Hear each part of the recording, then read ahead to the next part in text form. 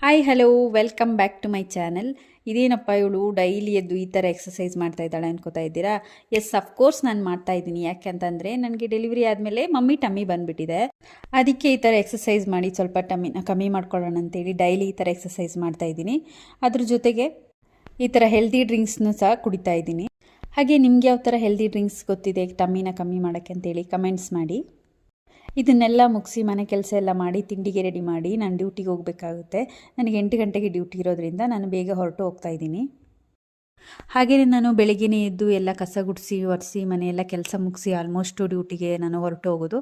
ಹಾಗೆ ಈಗ ಸಂಜೆ ಬಂದು ಸ್ನಾನ ಎಲ್ಲ ಮುಗಿಸಿ ನಾನು ದೇವ್ರ ಕೋಣೆನ ಕ್ಲೀನ್ ಮಾಡ್ಕೊಳ್ತಾ ಇದ್ದೀನಿ. ಇವತ್ತು ಕಳ್ಸಕ್ಕಿಟ್ಟಿರೋ ಕಾಯಿನ ಸಹ ಚೇಂಜ್ ಮಾಡಬೇಕಿತ್ತು. ಹಾಗೆ ಎಲ್ಲನೂ ಸ್ವಲ್ಪ ಡೀಪ್ ಕ್ಲೀನ್ ಮಾಡ್ಕೊಳ್ಳೋಣ ಅಂತ ಹೇಳ್ಬಿಟ್ಟು ಡೀಪ್ ಕ್ಲೀನ್ ಮಾಡಿಕೊಂಡೆ.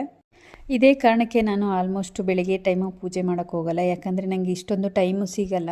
ಅದಕ್ಕೆ ಸಂಜೆ ಆರಾಮಾಗಿ ಬಂದು ಎಲ್ಲ ದೇವ್ರ ರೂಮ್ ಎಲ್ಲ ಕ್ಲೀನ್ ಮಾಡಿಕೊಂಡು ಆಲ್ಮೋಸ್ಟು ನಾನು ಪೂಜೆ ಮಾಡ್ಕೊಳ್ತೀನಿ.